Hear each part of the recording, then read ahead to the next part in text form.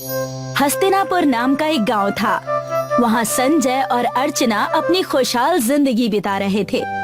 संजय हमेशा मेहनत और लगन से काम करता और अर्चना एक साधारण और घरेलू किस्म की महिला थी जो संजय के हर काम में उनका हाथ बटाती थी। हस्तिनापुर में संजय की कुछ जमीनें थी और संजय के भोलेपन से जमींदार उसका खूब फायदा उठाते। वो लोग अपने सारे खेतों में उससे ही हल चलवाकर खेती करवा लेते और पैसे भी नहीं देते। संजय इतना भोला था, हर व्यक्ति उससे अपना काम निकलवा लेता और संजय बेवकूफी के कारण हमेशा पछतावे में रहता और इसी बात का फायदा उठाकर उस गांव के जमींदार संजय की जमीन को हथियाना चाहते थे। आप अभी घर आ रहे हैं? मैं कब से आपका इंतजार कर रही थी। मैंने खाना लगा दिया है। अरे भाग्यवान, पता है रास्ते में मैंने एक आदमी की मदद की। उसके पास बिल्कुल पैसे नहीं थे। मैंने उसे अपने पास रखे 500 रुपये दे दिए। ऐसा आपने क्यों किया? मैंने आपको 1000 बार मना किया है कि किसी के बहकावे में मत आया कीजिए। अरे भाग्यवान, ऐसा नहीं है। उसने मुझे कहा कि रात भर से उसने कुछ नहीं खाया है, इस वजह से मैंने उसे अपने पैसे दे दिए। अब वो उससे कुछ भी खा सकता है। संजय और अर्चना अभी झगड़ ही रहे थे कि उन्हें वो भिखारी अच्छे कपड़े पहने और अच्छी गाड़ी में बैठे नजर आता है। ये देखो, ये वही है। देखा, इसने अपने लिए बस अच्छे कपड़े लिए हैं। बुद्धू कहीं के, उसके पास पहले से ही अच्छे कपड़े और गाड़ी थी। देखिए कैसे इतरा कर जा रहा है। मैंने आपसे कहा था ना कि भलाई का जमाना नहीं है, फिर भी आप पैसे लुटा कर आ गए। संजय उस भिखारी को देखकर उससे लड़ने जाता है, लेकिन भिखारी संजय को अपनी तरफ आता देखकर सारी बातें समझ जाता है और वो वहाँ से रफू चक्कर हो जाता है। जमींदार ने आधे गांव के खेत हड़प लिए थे और वो चाहता था कि सारा गांव उसके इशारों पर ही चले और सारे गांव वाले अपनी जमीनें उसे दे दे। वहीं संजय घर के लिए राशन लाने जा रहा था। मालिक देखिए, संजय जा रहा है। इसने अब तक अपनी खेत आपके नाम नहीं की है। सुना है इसकी पत्नी अर्चना भी गांव से बाहर है। ये आज हमें खाली हाथ मिला है। तुम जाकर इसकी जमीन के कागजात लेकर आओ और मजा देखो। जमींदार की बात सुनकर उनका नौकर घर जाता है और सारे जमीन के कागजात उन्हें लाकर दे देता है। अरे किस तरफ चल दिए संजय? आओ, ये देखो, सरकार ने हमें हमारे खेतों के लिए कुछ खाद और दूसरी सामग्री दी है। इस कागज पर दस्तखत कर दो और तुरंत खाद और बाकी की सामग्री लेकर जाओ। खेत बहुत उपजाऊ हो जाएंगे। क्या करूंगा जमींदार साहब, हम खेती साल में एक बार करते हैं और वो समय भी नहीं है, इसलिए तो मैं राशन लेने जा रहा हूँ। संजय भैया, इसलिए हम तुमसे कह रहे हैं, ये तुम्हारे खेत में साल भर फसल पैदा करेगी। बस इस कागजात पर दस्तखत कर दो। सच्ची? अगर ऐसा है तो एक दस्तखत में क्या हर्ज, लो अभी करे देता हूँ। जमींदार और उसके नौकर के बहकावे में आकर संजय ने उन कागजात पर दस्तखत कर दिया। उसी शाम जब अर्चना घर जाती है, आज बड़े खुश लग रहे हैं आप, किसी ने कोई तोहफा दिया है क्या? जमींदार साहब ने हमें खाद और कई सारी उपजाऊ सामग्री देने का वादा किया है और बदले में बस कुछ दस्तखत करने के लिए कहा। सरकार की तरफ से हमें मिल रहा है। अर्चना संजय की बातें सुनकर समझ जाती है कि जरूर जमींदार ने उससे घर के कागजात साइन करवा लिए हैं। जैसे ही अर्चना ने ये बात सुनी, वो क्रोध में आकर सरपंच के घर चली गई और सरपंच के घर के आंगन में वो झगड़ने लगी। उतने में ही वहाँ यमराज आ गए और एक जोरदार बिजली गिरा दिया और उनके प्राणों को अपने साथ लेकर यमलोक चले गए। सारे घबरा जाते हैं, लेकिन यमराज को देखकर जमींदार और अर्चना समझ जाते हैं कि जरूर कुछ न कुछ गड़बड़ है। स्वागत है यमलोक में, तुम सबका स्वागत है। यहाँ न्याय होगा, हम करेंगे इंसाफ। अरे भाग्यवान, हम कहाँ आ गए हैं? ये जरूर किसी फिल्म का सेट है। फिल्म का सेट पेट नहीं, ये असली के यमराज हैं और लगता है कि हमारा जीवन खत्म हो गया है। लेकिन एक साथ सब, ये कैसे? कौन सी विपदा आ गई? सबसे पहले आप सब एकत्रित होकर खड़े हो जाइए। एक तरफ जमींदार और उसका नौकर, एक तरफ संजय और अर्चना। तुम सबको यहाँ पर दावत के लिए बुलाया गया है। अरे दावत का कोई ये समय है? हमें वापस धरती लोक छोड़ दीजिए, नहीं रहना यहाँ। हाँ हाँ, सही कहा मालिक ने। इतनी जल्दी भी क्या है, सबका परिणाम तो मिलने दो। दावत खाकर शीघ्र ही पृथ्वी लोक चले जाना। कैसी दावत, और हम सबको ही क्यों? तुम सभी तो परेशान थे जमींदार के जमीन लूटने से, उसी का इंसाफ होने वाला है। आओ देखो। यमराज ने उन्हें उनकी सच्चाई दिखाया कि कैसे संजय ने बेवकूफी से जमींदार के बहकावे में जमीन दे दी और कैसे छल कपट से जमींदार ने संजय को बेवकूफ बनाया। सारी सच्चाई तुम्हारे सामने है और जो दावत होगी इसी सच्चाई पर निर्भर होगी। जो मन का जितना साफ होगा उसे उतना ही अच्छा भोजन मिलेगा। जिसके मन में छल कपट होगा वो पछताएगा। मजा आएगा। मेरा मन पूरा साफ है। एक आध चीजें मैंने गलत की हैं, बाकी मैं इतना साफ हूँ कि सफेद कपड़ों में भी नहीं दिखता। जी हाँ मालिक, आपकी तो बात ही कुछ और है। आप चिंता न करिए जी, सब अच्छा हो जाएगा। बस आप अपने ऊपर भरोसा रखिए। यमराज के आदेश को सुनकर वहाँ पर सबके लिए थाली और कपड़ों से ढका हुआ बर्तन लग जाता है। जिसका मन साफ होगा उसे अच्छा, और जिसके मन में पाप होगा उसे उसी हिसाब से खाना मिलेगा। अरे आखिरकार यमराज के घर दावत है।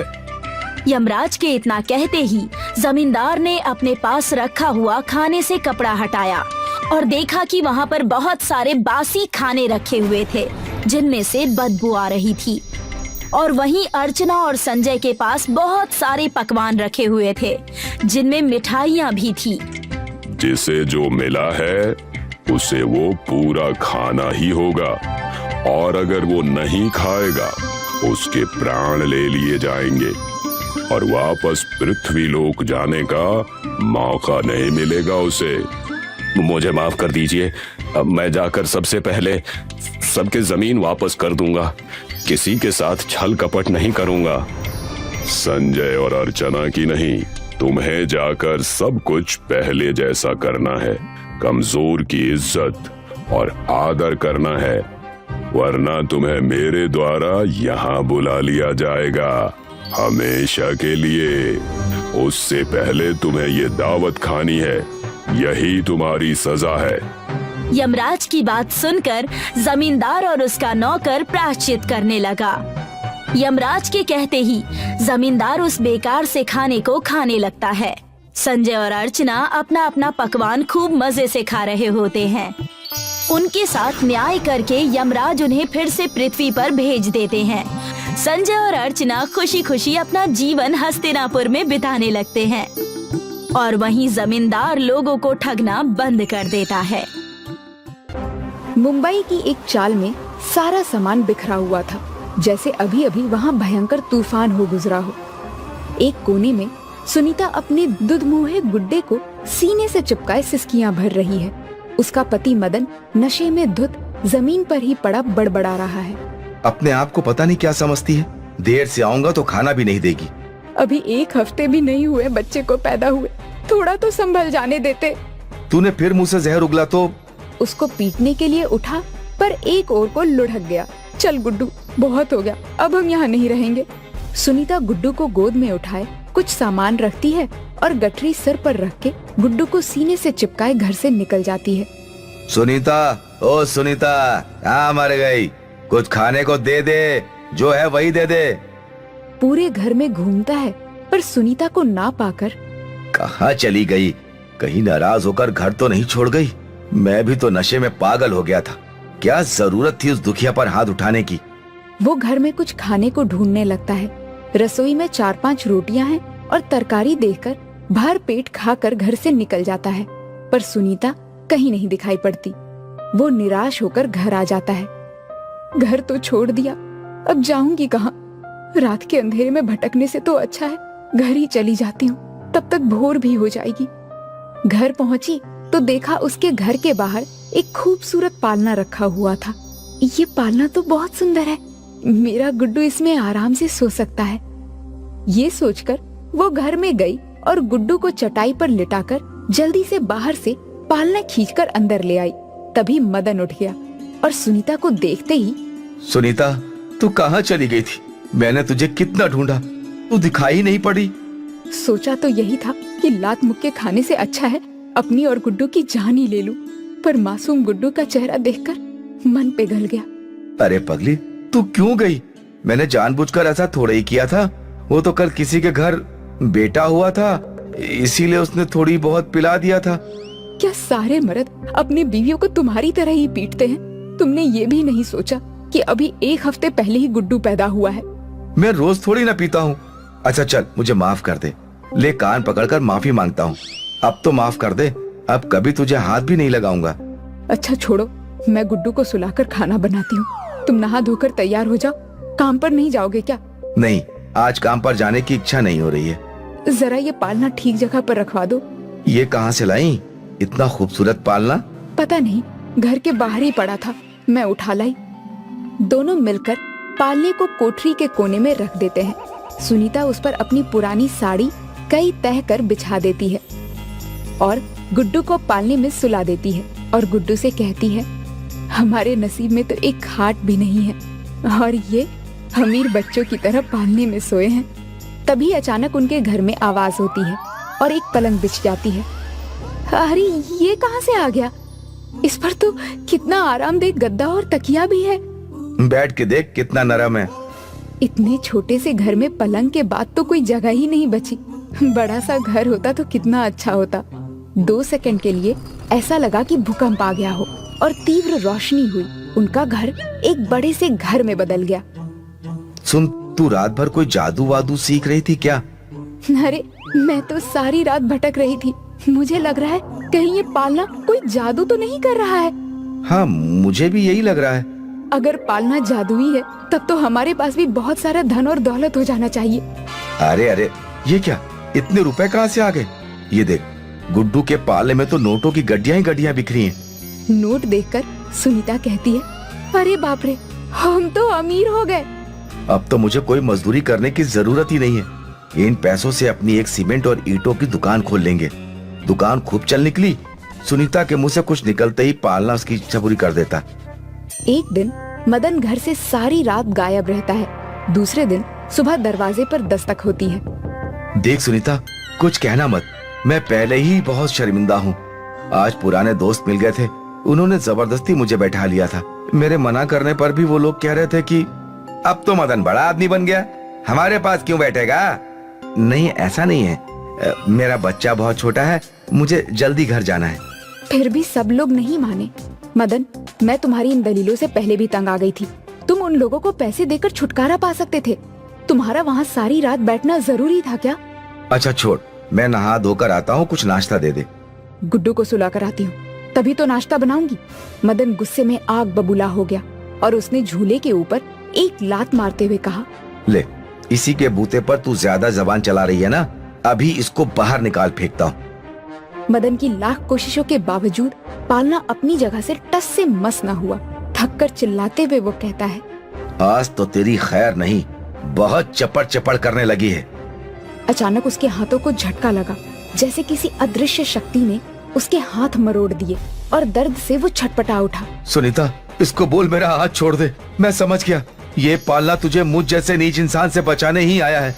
मैं मर जाऊंगा, बस एक बार माफ कर दे। मैं क्या करूं? जैसा करोगे वैसा ही भरोगे ना। सुनीता, माफ कर दे, तुझे गुड्डू की सौगंध, अब कभी ऐसा नहीं होगा। मदन, ये आखिरी बार है, कह देती हूँ। पालना, इसको अपनी गलती का एहसास हो गया है, छोड़ दो इसे। मदन का हाथ छूट गया था। उसके बाद मदन एकदम शांत होकर लेट गया। उस दिन के बाद से मदन का सारा गुस्सा और नशा दोनों ही खत्म हो गया था अब वो सीधे घर आने लगा। गुड्डू और सुनीता के साथ समय देने लगा। सब खुश थे। धीरे धीरे 1 साल बीत गए।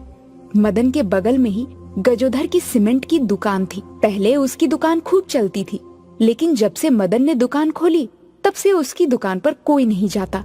एक दिन गजोधर कहता है, मदन, तुम यहाँ से अपनी दुकान हटा लो, वरना मैं तुम्हारी दुकान में आग लगवा दूंगा। क्यों हटाऊं? मैंने इस दुकान में पैसे लगाए हैं। ठीक है, घी सीधी उंगली से ना निकले तो उंगली टेढ़ी करनी भी आती है मुझे। वो धमकी देकर चला गया। मदन जब दुकान बंद करके वापस आया तो बहुत चिंतित था। क्या हुआ? तुम्हारा चेहरा क्यों लटका हुआ है? मदन ने सुनीता को सारी बात बताई। गजोधर उसके पीछे पीछे आकर उसकी खिड़की के पास खड़ा सारी बातें सुन रहा था। अगर सचमुच उसने गुस्से में आकर आग लगा दी तो हम बर्बाद हो जाएंगे। कितना पैसा लगाकर दुकान बनाई थी। तुम फिक्र मत करो, कोई जरूरत नहीं है उस गजोधर से डरने की। हमारा जादुई पालना है ना, वो कुछ नहीं होने देगा। ये औरत किसी जादुई पालने की बात कर रही है। जरा देखूं तो सही। वो पंजों के बल खड़ा होकर उसके घर में झांकता है तो एक खूबसूरत पालना देखकर वो हैरान हो जाता है। वहीं से वापस आ जाता है, लेकिन वो पालना उसकी आंखों में बस चुका था। दूसरे ही दिन वो मदन की दुकान पर जाकर, अब तक तो तुमने दुकान बंद करने के बारे में सोच लिया होगा। मैं दुकान नहीं बंद कर सकता। तुम्हें जो करना है कर लो। ठीक है, फिर मुझे कुछ मत कहना। उसने मन ही मन एक योजना बनाई। फटाफट उसके घर किसी व्यक्ति को भेज दिया। उस व्यक्ति ने सुनीता का दरवाजा खटखटाया। आपकी दुकान में आग लग गई है, जल्दी चलो। अब आएगा मजा। चलो जल्दी से इसके घर से वो पालना निकाल लो। उसने पालना निकालकर अपनी गाड़ी में रखवा दिया और घर आकर एक कोने में रख दिया। फिर दुकान पर पहुंच गया। सुनीता जब दुकान पर गई तो वहाँ सब कुछ ठीक था। मदन उसको देखते ही, अरे तुम यहाँ? सब ठीक तो है ना? मुझे किसी ने बेवकूफ बनाया है शायद। उसने मदन को सारी बातें बताई और उल्टे पैर वापस घर पहुंची तो पालना गायब हो गया था। सुनीता सिर पकड़कर बैठ गई और रोने लगी। गजोधर जब दुकान बंद करके घर पहुंचा तो पालने से, ए जादुई पालने, दिखा अपना जादू, मुझे बहुत सारे पैसे दे दे। तभी पालने से एक मोटा डंडा निकलकर गजोधर की धुनाई करने लगता है। गजोधर चिल्ला रहा था, लेकिन उसकी आवाज किसी को सुनाई ना पड़ी। जब मार खाकर वो अधमरा होकर गिर पड़ा तब पालना अपने आप चलते चलते सुनीता के घर के भीतर पहुंच गया। अरे गुड्डू का जादुई पालना आ गया। कहाँ चले गए थे तुम? मैं समझ गई थी कि तुम्हें कोई उठा ले गया। उसने गुड्डू को पालने में सुला दिया। मदन आया तो वो कहती है, तुम्हें पता है मैं घर आई तो पालना कोई उठा ले गया था, लेकिन ये अपने आप ही वापस आ गया। मदन की दुकान पर गजोधर का एक नौकर जो कभी कभी उसके पास आ जाता था, उसने आकर बताया, मदन भैया, बड़े आश्चर्य की बात है, गजोधर भैया कोई पालना खरीद कर लाए थे। उससे कुछ बोले तभी पालने से एक डंडा निकला और उनकी धुनाई कर दी। वो अस्पताल में पड़े हैं। मदन घर वापस आया तो उसने कहा, मैं जानता हूँ, वो पालना गजोधर ही लेकर गया था। वो अस्पताल में पड़ा है। चलो हमें हमारा जादुई पालना मिल गया। हमारे लिए यही बहुत है। उसने जैसा किया उसका फल उसको मिल गया। एक दिन की बात है, भरे बाजार में 2 लड़के जादू का खेल दिखा रहे थे। कभी वो टोपी से खरगोश निकालते तो कभी कान से रुमाल। उनका ये जादू देखने के लिए काफी लोगों की भीड़ इकट्ठी हो चुकी थी। देखो देखो देखो, कैसे ये तोता रंग बदलता है।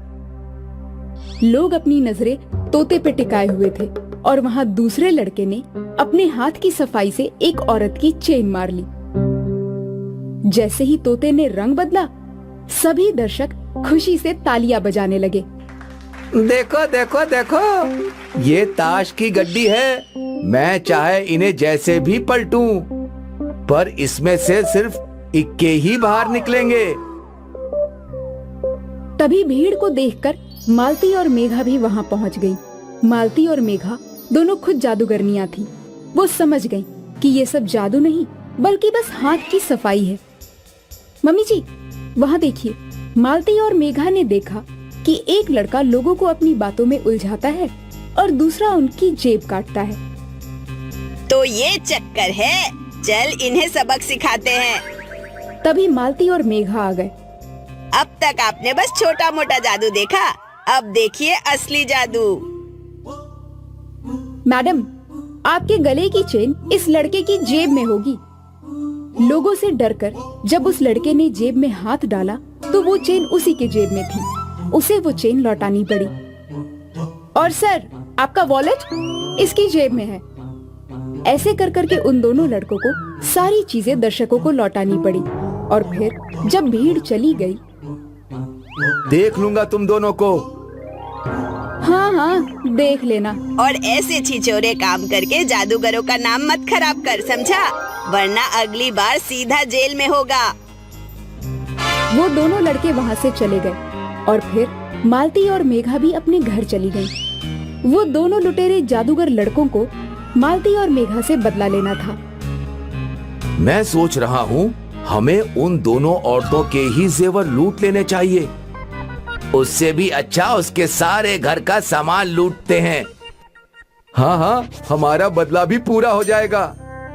लुटेरे लड़कों ने ये ठान लिया था कि वो सास बहू से बदला जरूर लेंगे, पर उन्हें कहाँ पता था कि वो किससे पंगा ले रहे हैं। अगले दिन से दोनों लड़कों ने मालती और मेघा पर नजर रखना शुरू किया। 2-3 दिनों तक नजर रखने के बाद उन्होंने अपना प्लान बनाया। ये दोनों औरतें रोज शाम को 4 बजे बाजार जाती हैं और 6 बजे लौटती हैं। 2 घंटे काफी हैं इनका घर खाली करने के लिए। तो इन दोनों औरतों को कल ही सबक सिखाएंगे। अगले दिन जैसे ही मालती और मेघा बाजार के लिए निकले तो दोनों लुटेरे घर के अंदर घुस गए। बाहर से तो ये घर बहुत छोटा दिख रहा था, तो ये अंदर से इतना बड़ा कैसे? छोड़, हमें क्या करना है? चुपचाप सामान उठा और निकल यहाँ से। उनमें से एक का ध्यान एलईडी टीवी पर गया। क्या टीवी है? उसने टीवी की वायर बोर्ड से निकाल दी और टीवी उठाने लगा, पर फिर अचानक टीवी ऑन हो गया। ये कैसे हो सकता है? इस टीवी में बैटरी है क्या? पता नहीं। दूसरे लुटेरे का ध्यान अलमारी पर गया। जरूर इसके अंदर सोना होगा, पैसा होगा। चल इसे तोड़ते हैं। तोड़ने की जरूरत नहीं है, ये खुला है। क्या बात है? दोनों ने जब वो अलमारी खोली तो अंदर सोने के जेवर और पैसों की गड्डियां रखी थी। वाह वाह वाह! इतना सारा सोना मैंने जिंदगी में कभी नहीं देखा। एक लुटेरे ने वहाँ रखी एक चेन अपने गले में डाल ली। देख कैसा लग रहा हूँ मैं। और तुरंत वो चेन सांप में बदल गई। सांप! सांप! बचाओ बचाओ बचाओ मुझे! सांप को देखकर दोनों यहाँ वहाँ कूदने लगे। सांप से डरकर वो दोनों एक दरवाजे के अंदर चले गए तो अंदर अंधेरा ही अंधेरा था। एक लुटेरा किसी चीज से टकराया। जब दोनों ने देखा तो वो एक विशाल पेड़ था।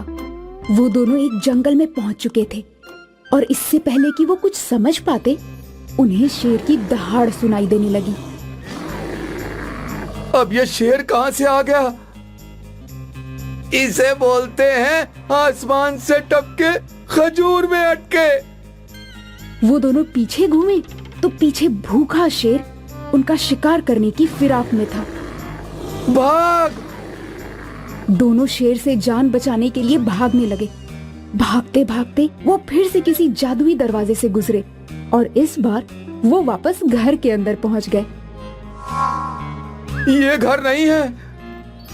वो देख, वो सांप! वो दोनों फिर से सांप से बचने के लिए यहाँ वहाँ भागने लगे। उनमें से एक अलमारी के ऊपर चढ़ गया। यहाँ ऊपर, जल्दी! दोनों ऊपर बैठकर सांप को देख रहे थे। हमें इस घर में आना ही नहीं चाहिए था। तभी मालती और मेघा दोनों जमीन से बाहर आईं और उन्होंने सांप को गायब कर दिया। अपनी जादुई छड़ी से दोनों लुटेरों को जमीन पर पटक दिया। क्यों बच्चू? ये है असली जादू। अरे मेरी माँ, मुझे माफ कर दो। हमसे गलती हो गई जो हमने सोचा कि हम तुम दोनों से बदला लेंगे। माफ कर दो प्लीज। चल ठीक है, अब तुम दोनों निकलो यहाँ से। शुक्रिया, बहुत बहुत शुक्रिया। जैसे ही दोनों लुटेरों ने दरवाजा खोला तो बाहर पुलिस खड़ी थी। You are under arrest. लुटेरों ने पीछे मुड़कर मालती और मेघा को देखा। मेरी माँ, इस बार मिले हो, जिंदगी में कभी और मत मिलना। मैं रिक्वेस्ट करता हूँ, ऐसी सास बहू से तो दूर रहना ही सही है। इंस्पेक्टर साहब, ले चलो मुझे, वरना ये सास बहू हम दोनों को मार देंगी।